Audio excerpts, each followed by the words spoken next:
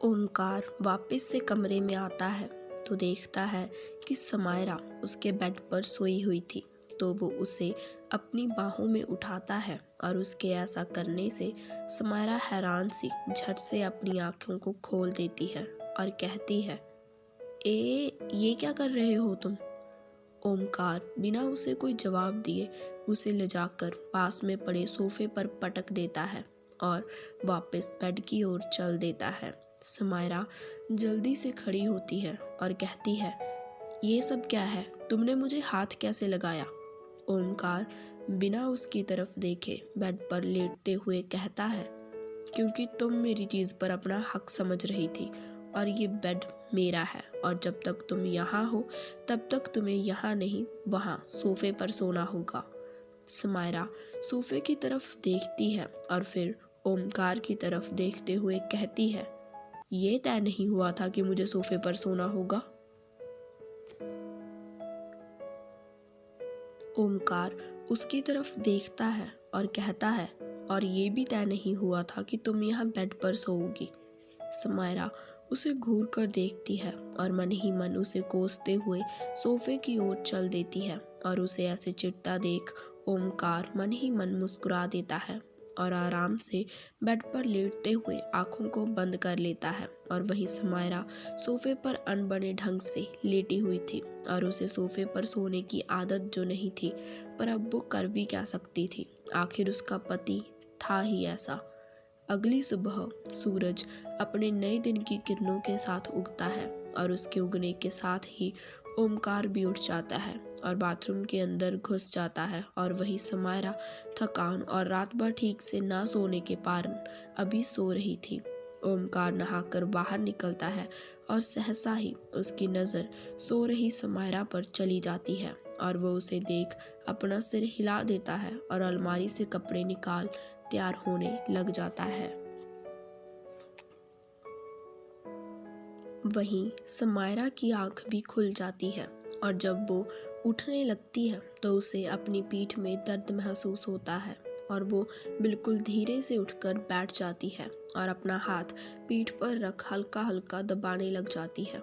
तभी Omkar changing room से बाहर निकलता है और समायरा को देखता है जो उसे घूर रही थी, क्योंकि उसके कारण ही उसे पूरी रात सोफे पर सोना पड़ा और अब उसके दर्द का कारण भी ओमकार ही था। ओमकार उसे देखता है और कहता है, ऐसे क्या घूर रही हो? समायरा कुछ नहीं कहती पर उसे घूरना चालू रखती है, पर इससे कहाँ ओमकार को कोई फर्क पड़ने वाला था। वो वहाँ से निकल सीधा स्टडी रूम की तरफ चला जाता है और उसके जाते ही समायरा धीरे से उठती है और जाकर बिस्तर पर मुंह के बल लेट जाती है और कहती है, बहुत दर्द हो रहा है और ये सब इस बंदर के कारण हो रहा है। अगर मुझे बेड पर सोने दे देता तो क्या जाता इसका, पर नहीं, ये तो अकड़ दिखाएगा, अकड़चंद कहीं का।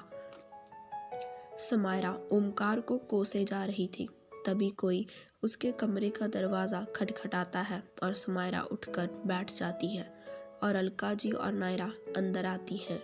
उन दोनों को देखते ही समायरा झट से खड़ी हो जाती है। वो जैसे ही आगे बढ़कर अलका जी के पैर छूने लगती है, पर दर्द के कारण वो झुक नहीं पाती तो उसके मुंह से आह निकल जाती है और उसकी दर्द से भरी आह सुन नायरा और अलका जी एक दूसरे को देखकर मुस्कुरा देती हैं, क्योंकि उन दोनों ने समायरा के पीठ के दर्द को कुछ और ही समझ लिया था। समायरा उनसे माफ़ी मांगते हुए कहती है, वो मुझे माफ़ कर दीजिएगा, वो पूरी रात में ठीक से सो नहीं पाई और इसीलिए थोड़ा पीठ में दर्द हो रहा है। अलका जी मुस्कुरा देती हैं और प्यार से उसके सिर पर हाथ फिराते हुए कहती हैं, कोई बात नहीं। ये कहकर अलका जी उसकी तरफ एक रेड कलर की साड़ी बढ़ाती है और कहती है, आज तुम्हारी शादी के बाद पहली रसोई है तो यही पहनना, ठीक है? ये कहकर वो मुस्कुराकर उसे देखती हैं और समायरा भी हाँ में सिर हिला देती है और अलका जी वहाँ से चली जाती हैं। उनके जाते ही नायरा समायरा के कंधे से अपना कंधा टकराते हुए कहती है, लगता है मेरी दी ड्रेस ने अपना काम कर दिया भाभी। समायरा को उसकी बात समझ नहीं आती और वो उससे पूछती है, मतलब? नायरा अपना गला साफ करते हुए कहती है, वही मतलब जो आप समझना नहीं चाहती, मतलब कि मेरी दी ड्रेस ने अपना काम कर दिया, तभी तो आपकी पीठ में दर्द शर्द हो रहा है भाभी। समायरा जल्दी से बोलती है, ऐसा कुछ नहीं है, वो तो बस सोफे पर।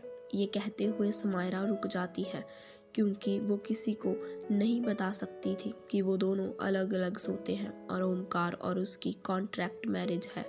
वही समायरा की आधी अधूरी बात सुन नायरा मुस्कुराते हुए कहती है, अच्छा सोफे पर थे दोनों, कोई बात नहीं, आपका कमरा, आपकी मर्जी, जल्दी से तैयार हो जाइए, इसके बाद नीचे आ जाना। समायरा हाँ में सिर हिलाती है और नायरा वहाँ से चली जाती है।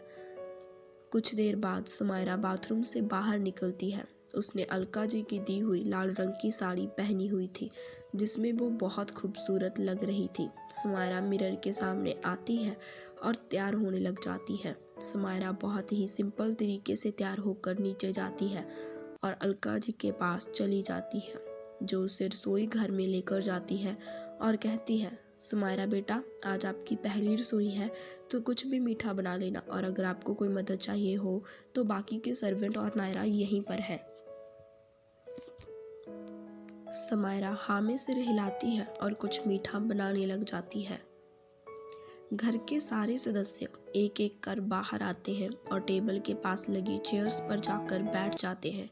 तभी समायरा अपनी बनाई खीर लेकर आती है और सभी को परोसने लगती है, पर जब वो खीर को राजवीर के पास लेकर जाती है तो वो अपना हाथ दिखाकर उसे वहीं रोक देता है और खड़े होते हुए अदीप से कहता है, अदीप, अगर तुम्हारा नाश्ता हो गया हो तो मेरे साथ अभी ऑफिस चलो, ज़रूरी काम है। अदीप जल्दी से अपनी जगह से खड़ा होता है और राजवीर के पीछे चल देता है और उन्हें जाते देख अलका जी जल्दी से समायरा के पास आती है और कहती है, कोई बात नहीं बेटा, अगर वो चले गए तो आप बुरा मत मानना। समायरा एक बार जाते हुए राजवीर को देखती है और कहती है, मुझे फ़र्क नहीं पड़ता। अलका जी कुछ नहीं कहती और एक प्लेट में खाना डालकर समायरा को पकड़ाते हुए कहती हैं, बेटा, ओम अपने स्टडी रूम में होगा, क्या आप उसे जाकर खाना दे देंगी? समायरा हाँ में सिर हिलाती है और स्टडी रूम की तरफ चल देती है। समायरा दरवाज़ा खोलती है और अंदर चली जाती है और देखती है कि ओमकार वहाँ पड़े एक सोफे पर बैठा हुआ था और कुछ पेपर्स पढ़ रहा था। समायरा खाने की प्लेट लजाकर उसके सामने रख देती है और कहती है, तुम्हारा खाना। ओमकार अपनी नज़र उठाकर उसे देखता है और कहता है, ये तुम्हारा क्या होता है? तुम्हें क्या कोई सिखाता नहीं कि अपने पति से कैसे बात करनी चाहिए? समायरा उसे घूर कर देखती है और कहती है, क्या मतलब है तुम्हारा?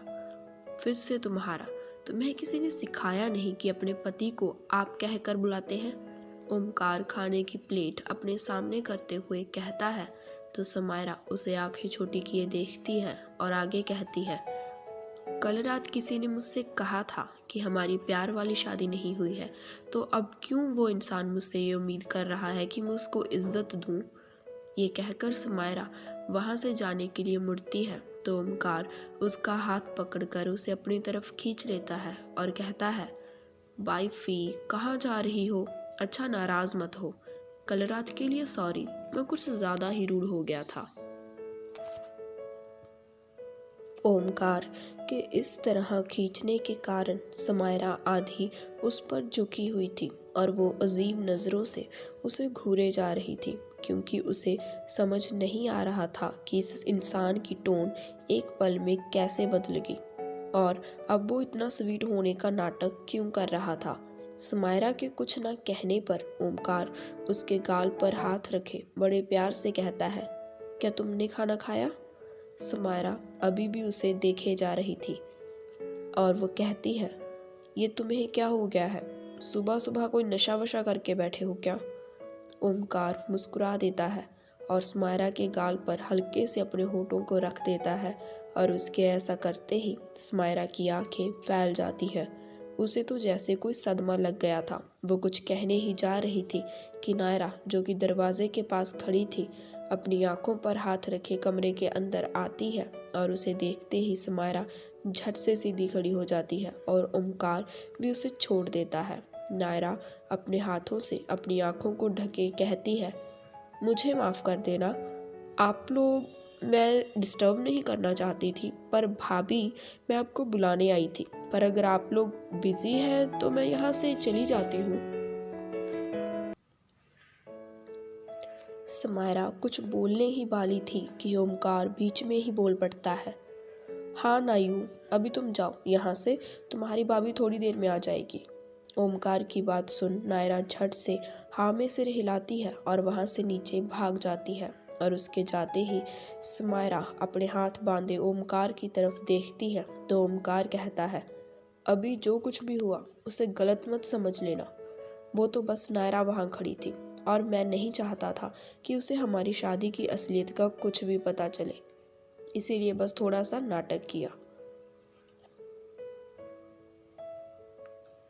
समायरा उसे देखते हुए कहती है, तुम वैसे नाटक भी तो कर सकते थे ना, ये सब करने की क्या ज़रूरत थी।